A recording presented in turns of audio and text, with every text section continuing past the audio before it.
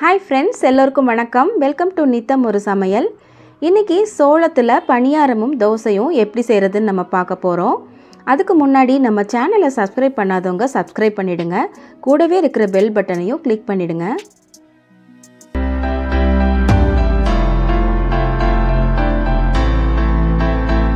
இப்போது இந்த சோள தோசை செய்கிறதுக்கு நான் 1.5 கப் சோளம் எடுத்திருக்கேன், 1.5 கப் இட்லி அரிசி, 1/2 கப் வெள்ளை முழு உளுந்து, 1 டீஸ்பூன் வெந்தயம். இது எல்லாத்தையும் ஒரே பாத்திரத்தில் சேர்த்துக்கலாம்.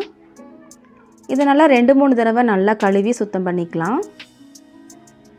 இப்போ இது கழுவுனதுக்கப்புறமா நம்ம தண்ணி சேர்த்துட்டு ஒரு 5-6 மணி நேரம் இது நல்லா ஊறி வரட்டும்.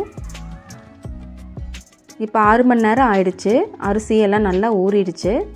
இப்போ இதை நம்ம கிரைண்டரில் சேர்த்துக்கலாம். இது நல்லா நைஸாக அரைச்சி எடுத்துக்கலாம். மிக்சியில் கூட இது நல்லா அரைச்சி எடுத்துக்க முடியும், நைஸாகவும் அரைஞ்சி கிடைக்கும். இப்போ இது நல்லா அரைஞ்சிருச்சு. நம்ம ஒரு பாத்திரத்தில் இதை மாற்றிக்கலாம். ரெகுலராக ஒரே மாதிரி இட்லி தோசைன்னு செய்யாமல் இந்த மாதிரி டிஃப்ரெண்ட்டாக நம்ம செய்யலாம்.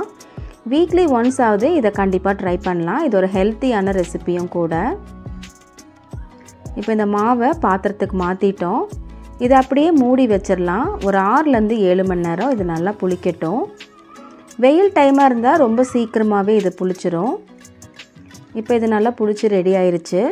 இதை நல்லா கலந்து விட்டுட்டு இதுக்கு தேவையான உப்பு நம்ம சேர்த்துக்கலாம்.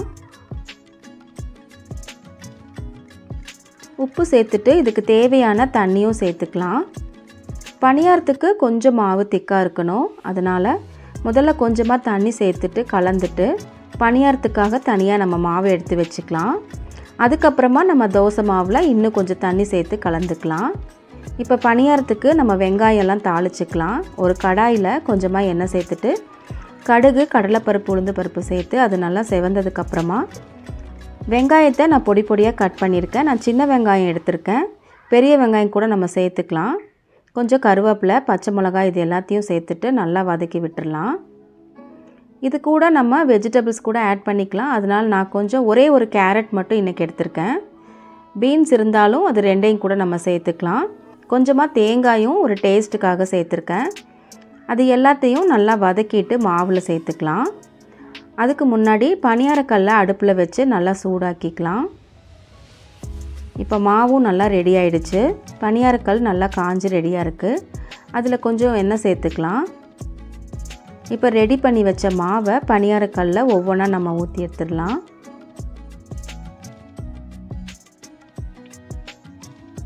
மாவு ஊற்றுனதுக்கப்புறமா ஸ்டவ்வை மீடியம் ஃப்ளேமில் வச்சுட்டு ஒரு மூடி வச்சு நல்லா மூடி வச்சிடலாம். அப்போ தான் சென்டர் சைட்லேயும் நல்லா வெந்து வரும். ஒரு சைடு நல்லா குக் ஆகிடுச்சு. இப்போது இன்னொரு பக்கம் திருப்பி விட்டு நல்லா குக் பண்ணி எடுத்துக்கலாம். நல்லா செவந்து வந்திருக்கு பாருங்கள். இதே மாதிரியே 2 பக்கமும் நம்ம வேக வச்சு எடுத்துக்கலாம். ஸ்டவ்வை மீடியம் ஃப்ளேமில் வச்சு குக் பண்ணாதான் நல்லா உள் சைடும் சாஃப்டாக வெந்து வரும். இப்போ 2 பக்கமும் நல்லா செவந்து வந்துருச்சு. இப்போ இது ரெடி ஆகிடுச்சு. நம்ம ஒரு பிளேட்டுக்கு மாற்றிடலாம். இதே மாதிரியே நம்ம தோசையும் ஊற்றி எடுத்துக்கலாம். தோசைக்கல்லை அடுப்பில் வச்சுட்டு நல்லா ஒரு துணி வச்சு தொடச்சி எடுத்துக்கலாம். இப்போது இந்த மாவில் இன்னும் கொஞ்சம் தண்ணி ஊற்றி தோசை மாவு பதத்துக்கு நம்ம ரெடி பண்ணிட்டோம்.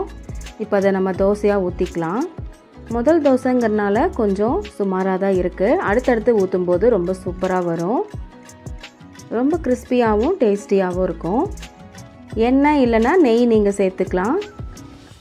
ஒரு பக்கம் நல்லா செவந்ததுக்கப்புறமா இன்னொரு பக்கம் திருப்பி போட்டு வேக வச்சு எடுத்துடலாம். ரொம்ப ஹெல்த்தியான டேஸ்டியான இந்த சோள தோசையும் பணியாரமும் இப்போ ரெடி ஆகிடுச்சு. இதை நம்ம சர்வ் பண்ணிடலாம்.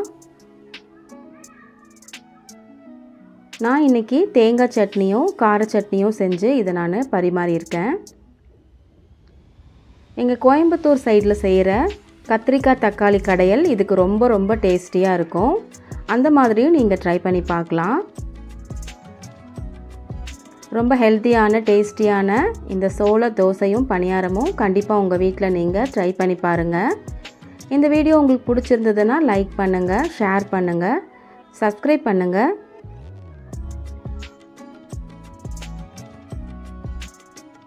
Happy cooking!